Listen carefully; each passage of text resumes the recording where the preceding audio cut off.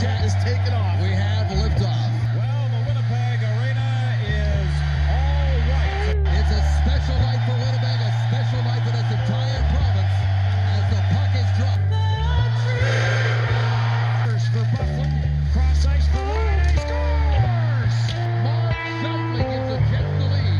The ticket to the Jets game today. It clearly will be one of the best places to come and watch a National Hockey League game. The Winnipeg Jets are proud to select from the USHL Youngstown, Kyle Connor.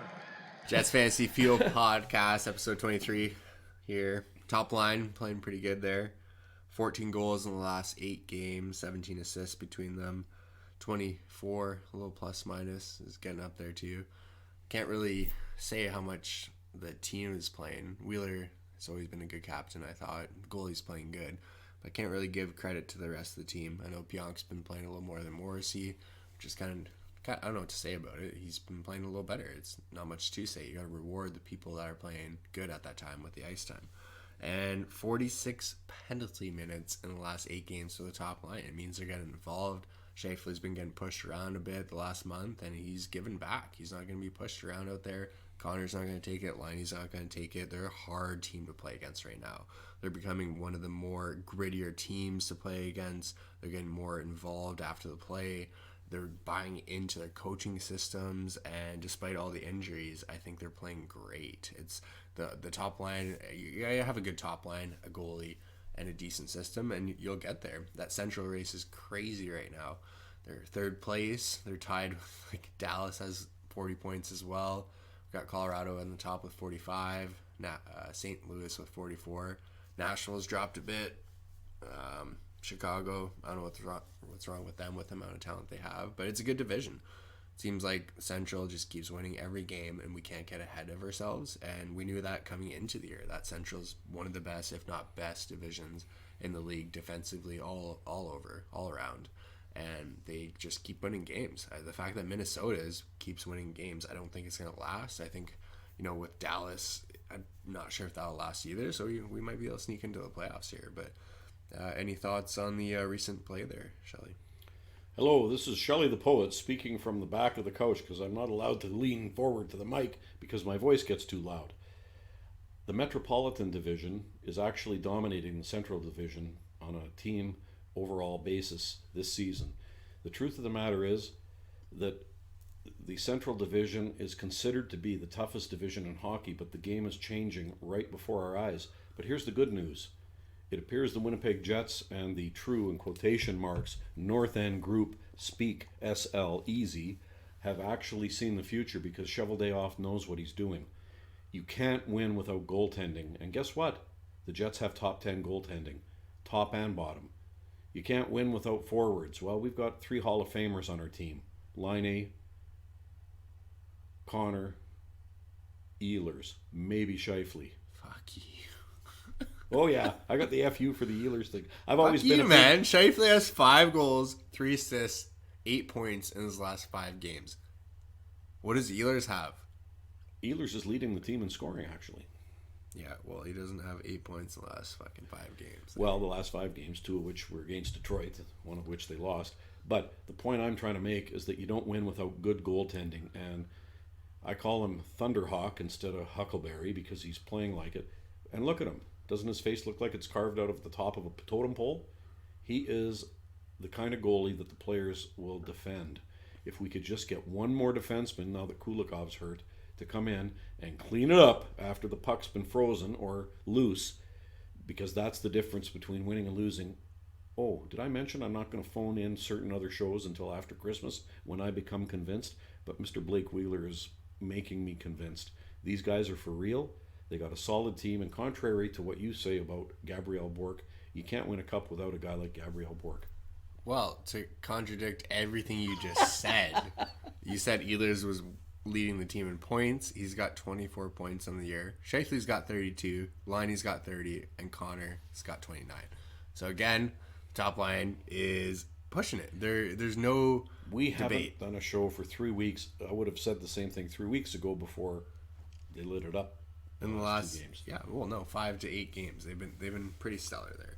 It's if Ehlers could play with anyone, he'd be great, but he can't. That's why you got the top line. Wheeler, he's a great player. He can play with Ehlers, but I don't know. Is Ehlers a passer? Is he a shooter?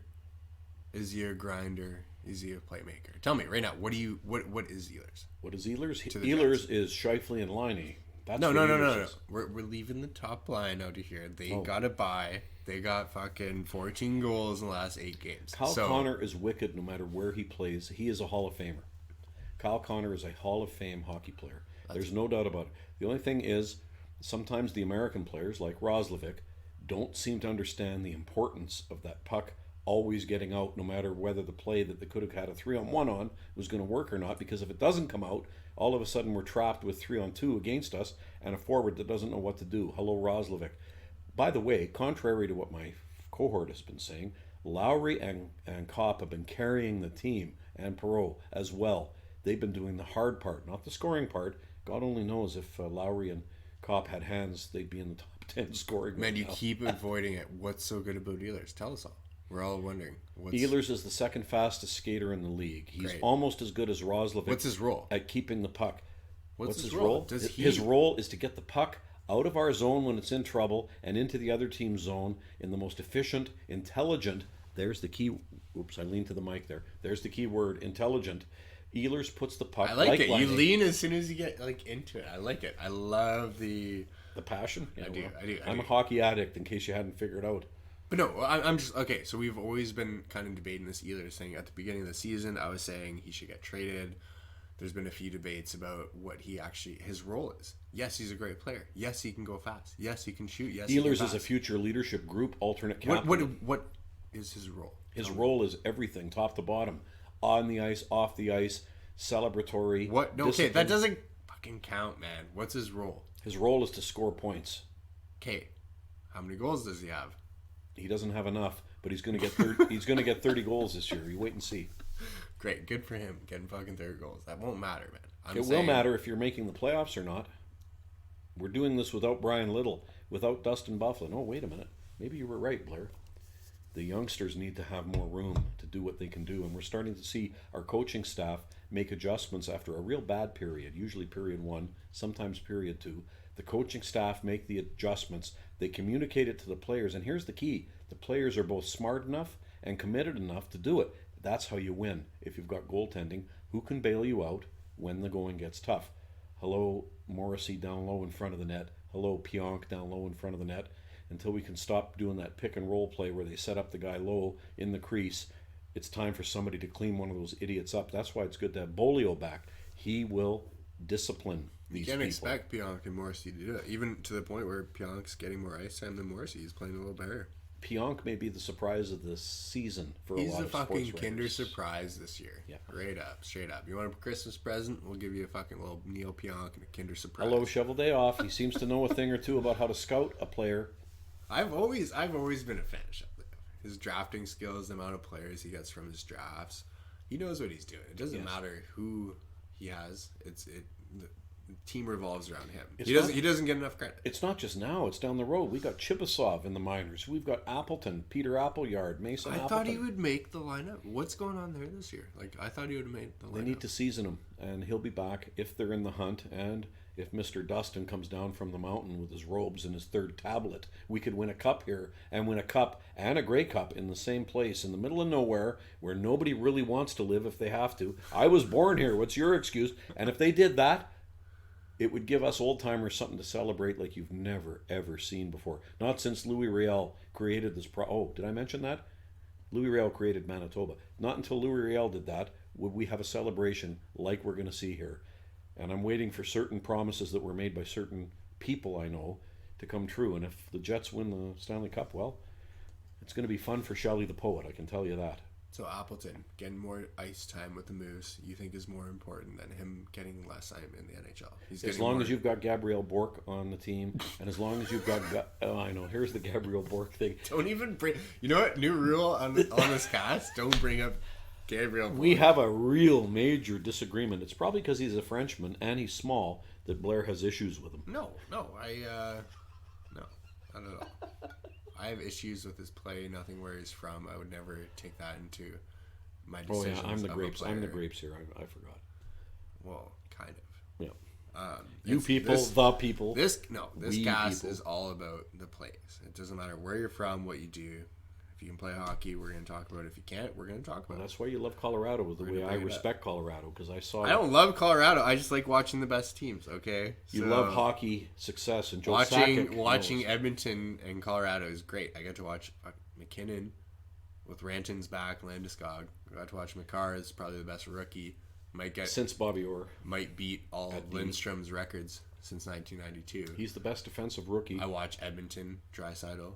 It's not a line. It's two players. Let's get real here. And I'm one of the few guys in Canada, probably the world, who thinks that Draisaitl's overrated. You put Draisaitl on any other team and he's getting nothing. No. That's what I think. And obviously watching the Jets is fun too. Like watching Connor is like, I can't shut up about him. I'm like watching everything he does is like, even when he like only gets 2 or 3 points a game, he could get 4 or 5. He hits posts. He Well, that's he's what I right feel. he involves himself. He gets right in the play every time to the point where it's like he'll start to have 5-6 point nights. Like there's no way He's can't. playing like Johnny Taves. He attacks the puck. He doesn't care if it's a big guy, a small guy. He's not going to get hurt or hit because he's ahead of the guy. He's thinking ahead of players like Gretzky used to, like Johnny Taves does, like Crosby used to, and like Kyle McChicken David does sometimes. Let me throw you a curveball. What if Connor was on the ice with a breaking out, say, Hedman or McCarr? Imagine they played with Connor. How many more points he'd have? Connor has to work for it to get in the right spot because our defensive system breakout. Yeah. They're a good enough line to get it together. They can set each other up. Him and Scheifele, the work they do together is ridiculous. They try opening up Liney. Liney's getting better in the corners. He's getting better, more gritty. The team is becoming what's supposed to, but what if you had like a Hedman, On D. a Carlson, Carlson? Which from one? Washington? Okay. Sorry. Go Washington. back away from the mic. Sorry, folks. I thought he was Washington. talking about the Scheisen to Hosen show No, going on in San Jose. We were going to talk about coaches later, right? And We will. All right, let's get back to that. Let's rep right into the coaches. We'll be right back. Grab a beer. now, he said it was okay to start going. Oh, and he reached for the computer just as I started, just to see if he could throw me off, but it didn't work. It's a green light. There's literally a green light in your gray hair, and I can see it. It's the Reflecting green through light. my and window. it- My Christmas decorations are fucking par. You see, he's interrupting me. That means he's confrontational. It's silver. It's not white. Oh wait, it is white. I'm called the White Buffalo. I You take wanna it call back. yourself a silver fox? No, I'm okay not. with No it. silver fox. But Believe there's me. definitely green in there right now. All Green? my Christmas decorations. That Oh, light I outside. thought you were talking about my hair color. You know what we did? A lot of people put up snow. No, not snow. Fucking lights. Snow lights. Snow lights. They did some snow, Christmas and they worked lights. all night putting them up. Yeah. Oh yeah.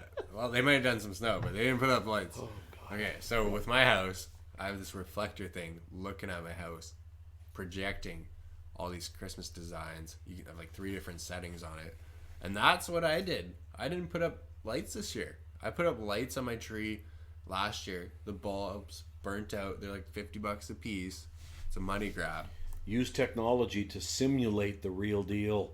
This is good. This is a projector screen on my house. It hits my neighbors. It might hit their eye in the morning on the way out, but that's okay.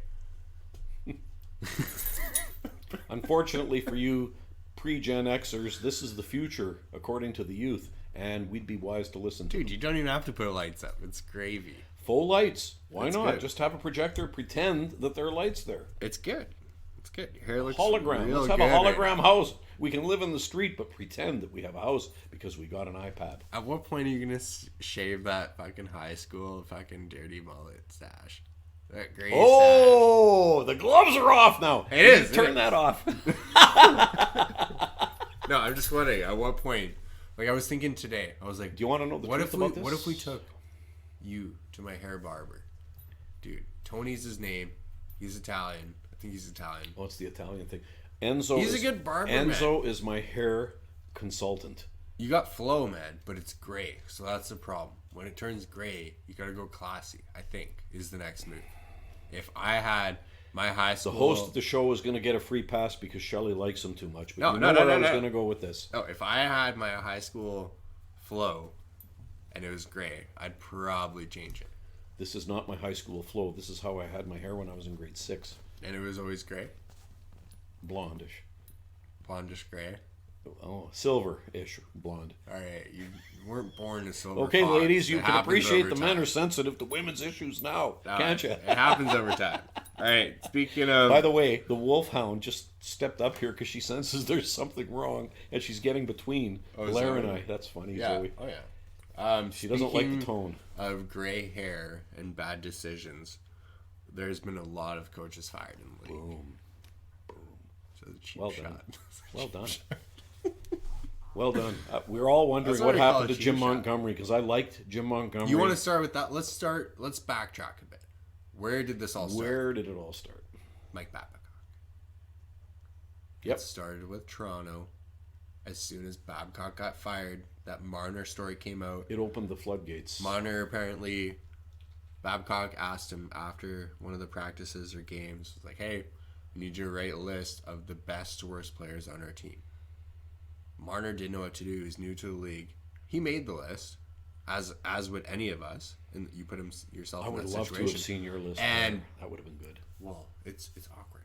So Babcock read it out to the team. To the team. What In an their next asshole. practice. What an asshole. But he asked him, you're setting, what kind of mind game is that? I don't know. It's 'cause I called don't coach. sociopathy, and Hitler had it, just so you know. And No, so but did Mike what Keenan. do you learn from that? Now, even if one of your best players on the team, you put him second or third and not first, they're gonna hate you.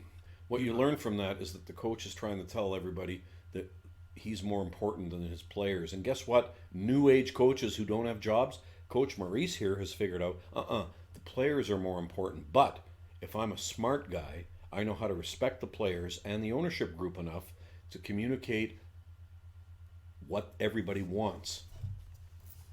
They want to win. And guess what? Babcock couldn't do it anymore. Let's backtrack again. Everyone was talking about all his success he had. He had the Olympics. He won the Olympics with Team Canada. Anyone would have fucking won the Olympics with that team. That team was ridiculous. You could have any coach back there and they would have won. He got all the credit for it. Detroit having a powerhouse, the team he had, can he get all the credit for it? Maybe. He won the cup, but at the end of the day, they were a powerhouse. Anyone could have fucking coached that team to victory. Not so bad. it comes into the point Not where it's bad. like when he was brought into Toronto, everyone was looking at is all the accomplishments. The fly in the ointment with that one, Blair, is that Stevie Yzerman swore by Babcock. He said that Babcock was the thing that got him sort of over that. Anybody can get to the 90th percentile, but to be a winner, you have to make sacrifices. I don't think people in the general populace understand what sacrifices have to be made to win. But Babcock knew how to extract and exact the responses required. But here's the thing, just like Scotty Bowman, a lot of people didn't like him as a human being because he did what it took to win. They don't have to like him. Let's backtrack. It's your coach. If you are too changing. friendly, Things are with, changing with your coach, you might get let off. If you upset people, if you hurt people's feelings, I don't want to tell you the stories about when I played junior and when my friends got billeted in places like Portland, Oregon, and Billings, Montana, in the middle of nowhere, like Wilcox, Saskatchewan. Great name, Wilcox, a Catholic school in the middle of the prairie, in the middle of nowhere, where bad boys were sent to be straightened out. You do the math. The shit happened, and people don't want to talk about it. Babcock is from that generation. It's changing now. Maurice understands. How do we teach our kid that we love him if we beat the crap out of him? Oh, yeah, it's a contradictory message. Maurice has figured it out, and I think the Jets are not just redefining hockey for us here in Winnipeg, where this is the best hockey team I've ever seen here. J1, J2, or J3. Sorry, Mr. Crom, Bobby Hull, Anderson Olf. Sorry, Timu and Howard Chuck. This is the best hockey team that I've ever seen here, and they're doing it without Little and Bufflin. What does that tell you? Maybe Mr. Chevy knows a thing or two about the game. Yeah, but to get back to our point here, Peter DeBoer just got fired. There's no reasons of any shenanigans there.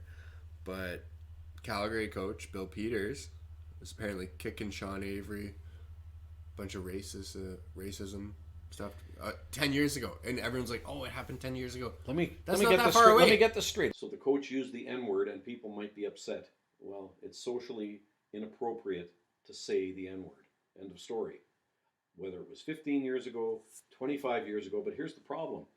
15, 30, 50, 60 years ago, different behaviors were less extreme than they are now. So we can't use revisionist history to judge people, or we'll all end up like Don Cherry.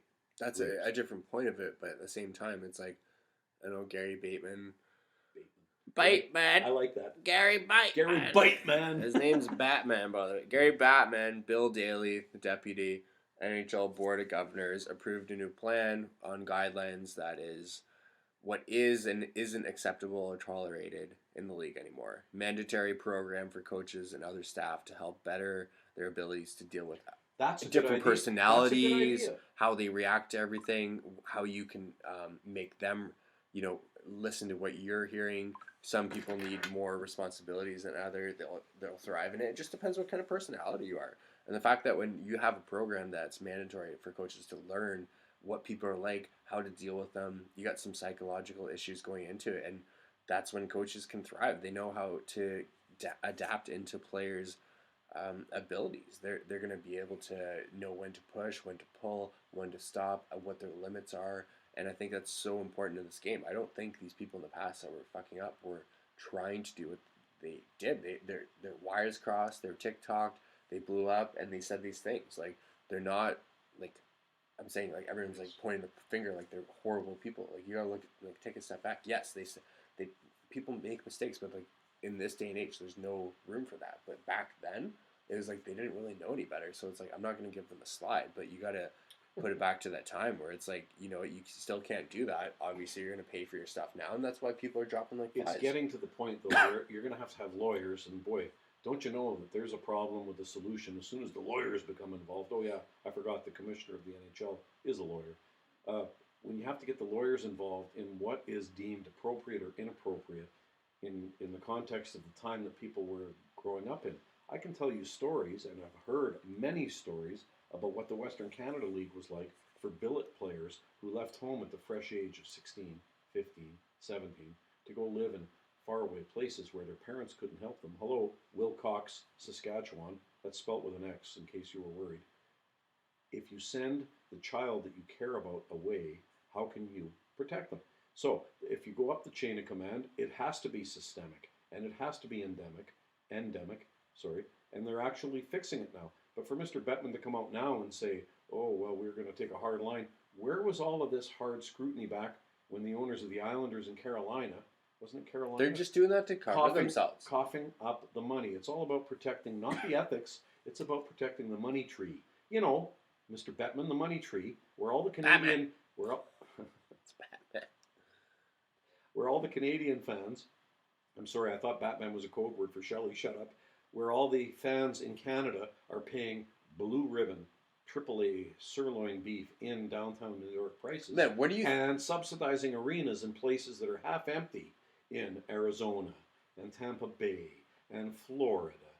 Do I have to go on? And Anaheim and San Jose, and yes, in LA and in Dallas. Oh wow, we're up to almost 10. And we're going to put a team in Vegas. It's great now, but in 10 years from now, who the hell cares? When the Oakland Raiders are the dominant team in the market. Bettman has been lying to Canadians for too long. It needs to stop. Yeah, we need more teams here.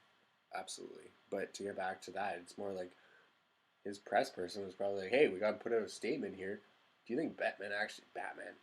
We'll call him Batman now. I love the way you do that. Batman! I do. I like him. Yeah. Maybe it was him that decided it. I assume it was his press person. We need to put out a statement, obviously, with everything going in the league. We're going to put our foot down and go on with the train because we need to be publicly accepted. We need to publicly look like if he cared about that stuff, he knows how they coach. That's the NHL grit. That's how you get jobs done. Yes. Not racism. But we can't talk about it. Not kicking people, but there's a certain aspect of when you tell somebody to do something a certain way, they're going to respond. You sit them for a game and they come back and they play good, it's, you look like a genius then. There's certain strategies where these coaches have done in the past and it's worked. And that's the problem for a guy like me who isn't a racist, who isn't a sexist, who isn't a bigot, who isn't a hater, who isn't a misogynist, is it's hard for me to fathom that there are people who are really so you're not an ist. I don't believe in ists. I just believe in me. Well, and stunned silence from the host of the show, ladies and germs. You should. See I was just wondering. I didn't want to chirp you on that. Because, like, I'm not saying I don't believe in you, but tell me why our listeners should believe in you. Because some of us were raised by moms who raised their kids to have respect for ladies, to have respect for the people who actually had respect for them. But here's the thing. My mom also taught me if somebody disrespects you, you stand up. That's why I hang around with the host of the show. Somebody takes a stand and people are going to become uncomfortable. Oh well, too bad. Sorry, it's not like elementary school, junior high, and high school. If you have a special need, unique gift as they call it, a challenge in the old days, and worse when I was growing up, you may not be able to get along like everybody else, but that's the reality. We don't want to tell the kids the truth, and then we're upset when they get angry because nobody's been telling them the truth. Well, Shelley, the only Métis poet, is willing to love you guys enough to tell you the truth. Because I don't believe in hate. If I wanted to hurt people, there'd be a body count by now. Believe me. I've got a photographic memory. I have every reason to make one. But I choose optimism, I choose love, I choose celebration, because I don't believe in hatred. And you held a grudge on the ice for like a year last year. No one, dude. You guys were bickering all year. Hockey is my religion. Eye for an eye, tooth for a tooth. That's awesome. But no, the coaching situation, it's like if you're a coach and if you've done some questionable stuff in the past, you're probably biting your tongue at this point. They're dropping like flies. I'm wondering who will get fired next. When am I going to lose my contract with some painting company because I yelled at somebody's kid back in 1999 because he wasn't running hard enough to get back? That's how bad revisionist history can become. Hey, I ought to know. I'm Métis. This is all stolen land these people are making money off of. You don't hear me crying about, oh, wait a minute. You do a little bit. But just give me my fair cut. Man, if you were a parent, though, like, and you're just wanting your kids to play hockey and have fun, learn the value of playing and learning with other people, being around that community, is it fair for you to have a coach that's yammering on them? Like, growing up personally, I'm going to tell you a little personal story. I want to hear it. Okay. So our coach was my principal. So I couldn't really mess around. I knew that going into it. He recruited me. He was like, hey, you're a good athlete. You play lacrosse. Pretty good at hockey. I think you'd thrive in our AAA system. So I went to golf and did a little, try and error. Like, there's 100 people that tried out.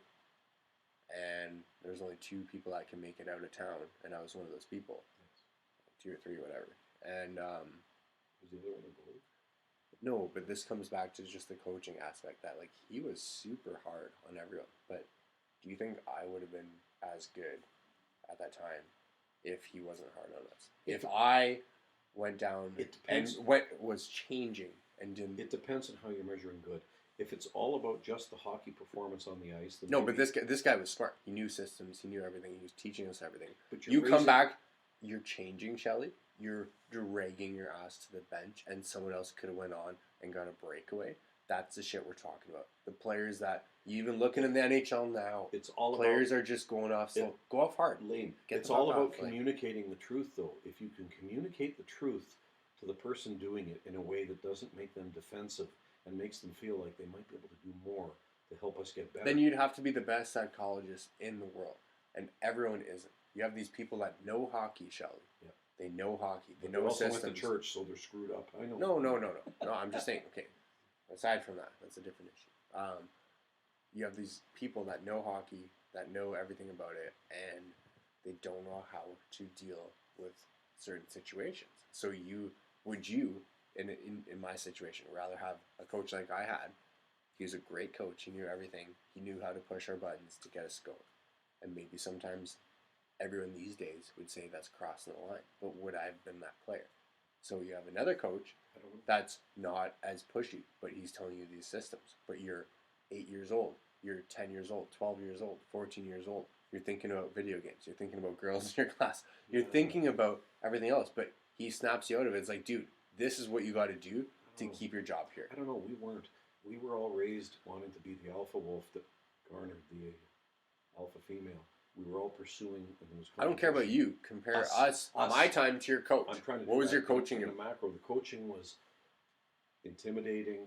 We were afraid, but because our parents told them we had to respect them. Hello, churches. So if you were afraid or intimidated, I want to use the word, of someone's coach, your coach saying something, would you not do it if he said something rather than some pushover? I Say your assistant coach who was like, "Hey, I'm wouldn't gonna be get you a hot motivated. dog if you score I after wouldn't the be game." motivated to overcome the pre-existing conditions as much as I would have with one of the best coaches I ever had, who was apparently a legal consultant for Great West Life. I didn't know that. He was a lawyer. Weird. That's not a surprise. He was able to communicate information to us, me, so that I had respect for the person who was giving it to me. As a man, as a person in the trenches, and you out there know what I'm talking about, how hard is it, how difficult can it be when the people above you who are supposed to have the wisdom and the respect aren't showing the common sense that you know you have, and you're being punished for pointing it out? That's a system that's backwards. And if you can figure out a way to get hockey, life, everything, to work towards where there's a reason to have respect for the elder, there's a reason to listen to what they're saying, because they're trying to prove what they do by what they live, not by what they say, but what they actually do. And if their value as a human being doesn't matter how successful their team is, they're still going to consider themselves good people. There's far too much fear. I'm gonna stop you there. Freedom of speech. Everything you just said contradicts itself, because you can't live through your actions these days. Anything you say, you'll be accounted for. And this is what's happening in the NHL. Doesn't matter what their intentions were, what they were trying to lead by example. You say something wrong, you're done. Well, then everybody you who said has something like career- this, you're finished. Anybody That's who why has- everyone's dropping like flies, Shelley. Everybody who has career aspirations then should have their own legal team and agent before they're 8 years old, and then this shit wouldn't happen, would it? Great. Who has the money or resources for that? That's I not the was being solution. sarcastic. The point is that the lawyers. What's that the run- solution? The lawyers, What's the solution? Let's put aside everything. let we're the talking players about. decide instead of the management. Thank you. So if a player's going to agree on, you know what, this coach is getting me by. I'm answering the bell. I am doing certain things because he is pushing these buttons. Or you have some washout come in that's way too nice, that's everyone's best friend, and And when a he win pass. asks someone or tells someone to do something, they're like, you know what, I don't want to. yeah, I don't want I'm to. pretty hungover. I'll My do mom that tells me tomorrow. I'm valuable because I No. breathe. And it's not what hockey is. Everyone's, NHL is taking dirt on, like, oh, it's one of the worst leagues to play in, the abuse people take and stuff. You know what? Growing up, you think we're playing soccer here. It's hockey. You're hitting. You're shooting. You're giving it your Like all. lacrosse. And that's the sport, okay? So that obviously translates into how these coaches are trying to make you respond. So you think you're going to have a bubbly coach? I don't know. Like- I'm of the non-old school, but the new school, which is, if you think your feelings are hurt, tough it out. Sorry, that's how I was raised.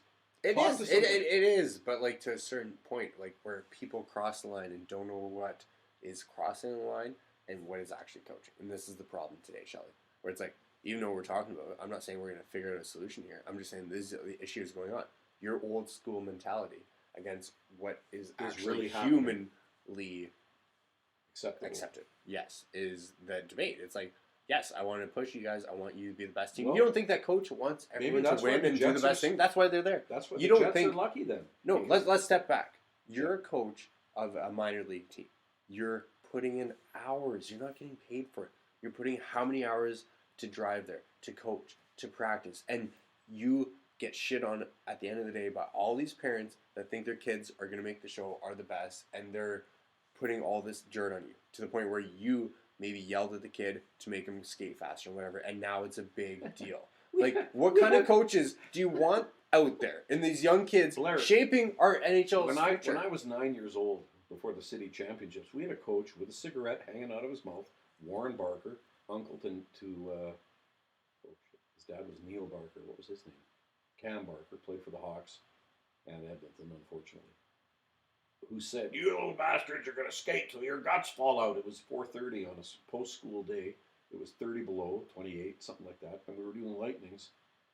And we were 9 years old, 10 years old. We were little boys. Good for yous. They'll push you. Didn't make it. I don't know if it made me into a better person. The jury's still out on that one. I know our moms hated the coaches though. Yeah, but you lose a game, you play bad. You gotta skate. That's how it is. That's the system. But like, it's just getting away to the point where it's like, at what point is like, can someone actually coach a team? You want somebody to be in charge, to take the lead, to tell people when they're doing good, tell people when they're doing bad, And at some point, it's like, can you even say anything? And if you say anything, are they going to be scared that they're going to get fired? I think the NHL is coming into this turn where we're not just coaching, we're not doing things like initially. It's like It's not just hockey, it's family. we're second guessing ourselves, Shelly. You don't think any coach out there right now is shitting their pants? Like their job security has gone down probably 50%. How deep can you dig? Here's an idea.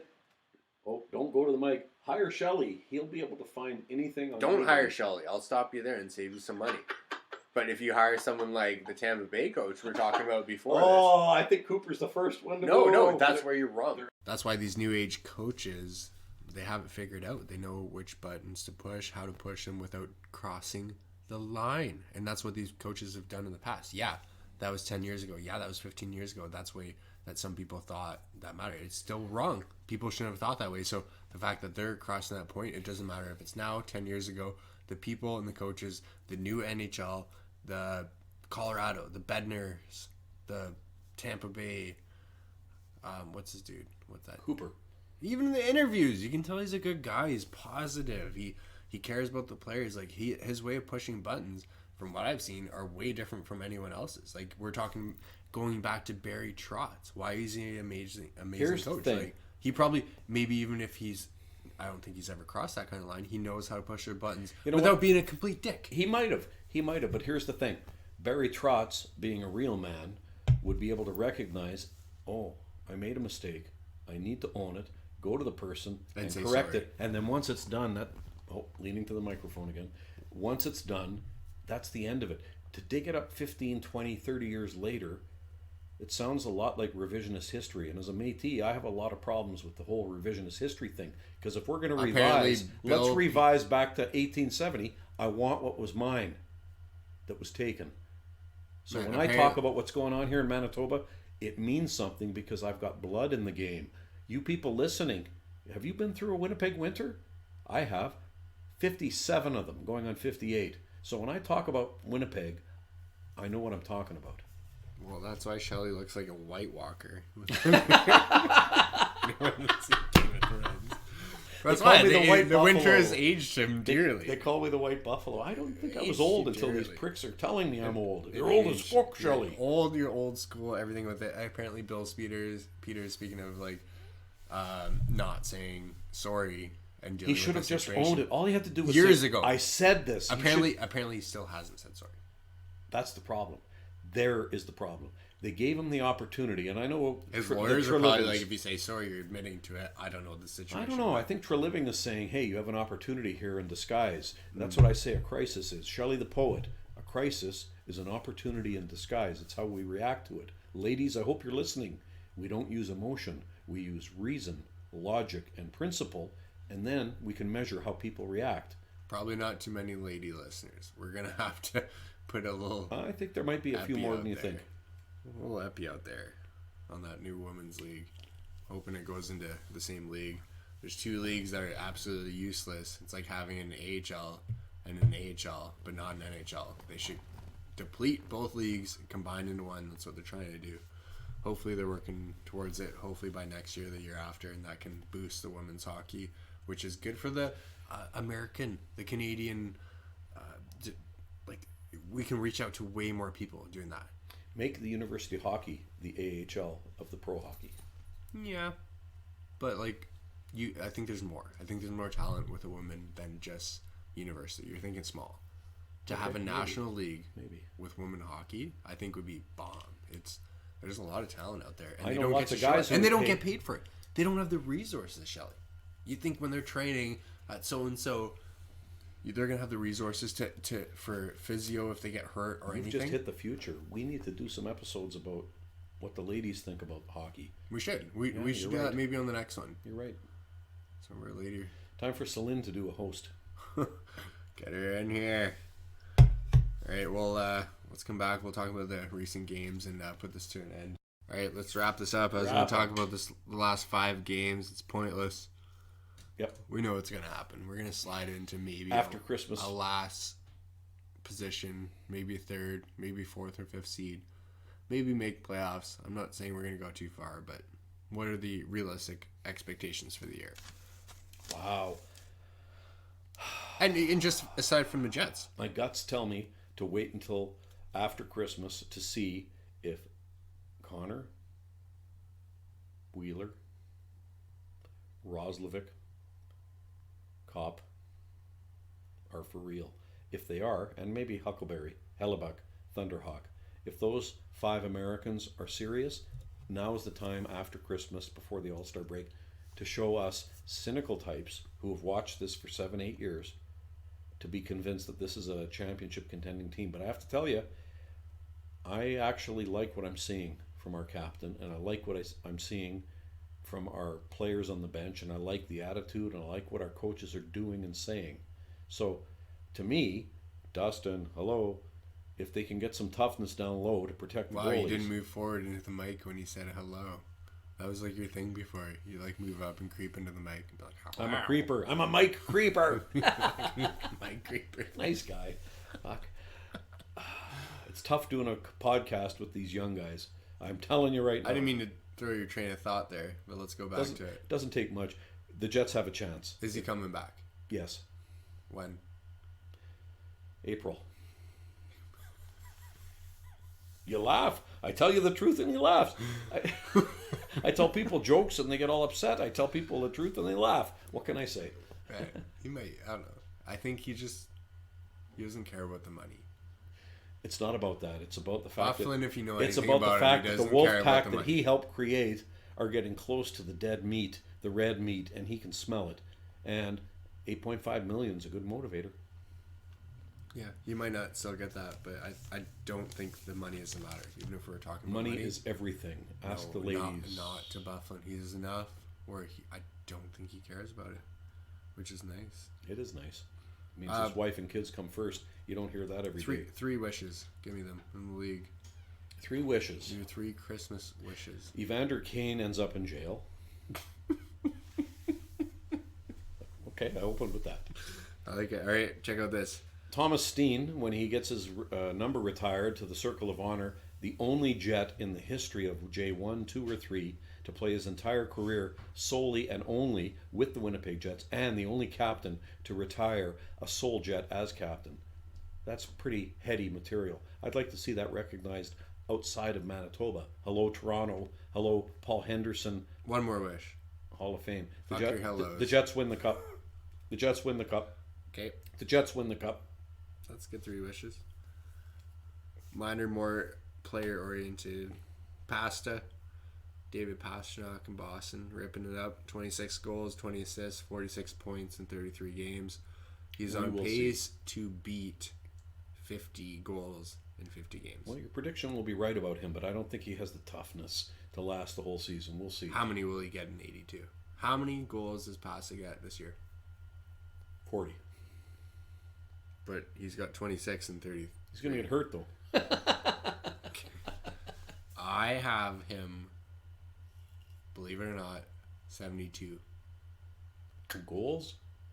Wow, that's a lot of empty net goals. You have to be healthy to play in the games where you can get an empty net goal. We'll see. 72 might be pushing it, but that's one of my Christmas wishes.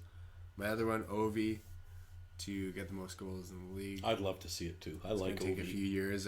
Him even getting 30 He's goals pretty a year. Canadian for a Rusky. And he keeps up. He plays 82 games a year. He keeps in shape. He's tough as nails. Yes, he can play another 5 years. And He could play 10 years. But the thing is does he want it? When his contract ends, is he going to want to go to Russia and light it up? Or is he going to want to be Wayne Gretzky's score? You tell me. Well, I'm thinking about Anaheim, Los Angeles, San Jose, Florida, Tampa. Wouldn't that be a great place to wind up a career at $12 million a year for a cup holder twice? Because I think Washington's going to win the cup this year. Oh, did I say that out loud? Sorry. I love Nicholas Backstrom. He's my favorite hockey player in the entire league, and he's a Swede. Like it. Did you see My last Patrick wish? Laine skate by the linesman the second last game, and while the puck was behind him to his right, reach back with his stick, cup the puck, lift it up in the air, and toss it into the hands of the linesman who was to his left as he skated by, like it was just another, here you go. Patrick Laine, Hall of Fame, he's the reason the Jets win the cup. Wow, I like that side note you have, Shelly. You're really good at pointing out those random facts in the middle of it, whatever. Last wish of the year? I'm not sure if I should make it Jets orientated. He's going with Colorado. You know it. No, I was going to either say McKinnon gets fucking Hart or Makar gets the best rookie. Which is code for Stanley Cup in Colorado in disguise. No, but my third wish is that Taylor Hall finds a home. No! I don't accept this. That's where I'm going. Taylor Hall finds a home. Taylor Hall and it's is not an in incredible New Jersey. skater. No, he's talking about Colorado to win the Cup. No. I'm talking about Taylor Hall finding someone, a team he can play with and for that respects him, that he can win with, and when he's only playing 60 games a year like Malkin, that he can still win the Cup with. With the style he plays, there's only one team that would fit with, and that's Nashville. No, I only thought last game, fucking New Jersey. Taylor Hall, Nashville. Leaning again. Sorry, you heard it here first. Taylor Hall, Nashville. Shelley the Poet. Okay, that's bullshit. They can't afford him, Yeah. and he got scratched before last game. He was in Colorado. He had So a the good trade's warm-up. already done. No, he had a good warm. It doesn't mean it's Colorado. He had a good warm up. He has no injuries. He got scratched last minute because of precautionary reasons. That's because he's getting traded, folks. Yes. We're gonna find out We next agree. week where he can get traded. There's only about 3 teams which can afford him, and probably only one he wants to go to. Who had the Hart race 2 years ago? Him and McKinnon. I'm not saying they should play together. I'm not going to break up that McKinnon, Rantanen, and Landeskog line, but having Hall on the line too, driving it with Kadri and either Donskoi or Burakovsky, that can win the Cup. We both forgot about They something. almost signed Panarin. Speaking of winning the Cup, oh, by the way, Panarin's been ripping it up. They almost signed Panarin. But they are the who only did we teams that forget can afford about him. in terms of signing Hall? We forgot about Dallas, didn't we? Yeah, but with the new coach coming in, I don't think they can do it. Their numbers don't really make sense. Their GM doesn't like to We spend didn't finish money. up on coaches dropping like flies and coaching teams in San Jose. Doug Wilson, the guy who brought you Evander Kane, Patrick Marleau, and a very old Joe Thornton. And the team's struggling, and they wonder why, and they fire the coach and the entire coaching staff who have been in the playoffs 4 consecutive years. Can't be Doug Wilson. It's got to be the coaching staff. I'm just saying, Colorado picks up Hall, fucking buy a cup. Doug Wilson's gone. He's the next one. Doug Wilson? Yeah. You're calling that now, next Yeah, coach. before coach.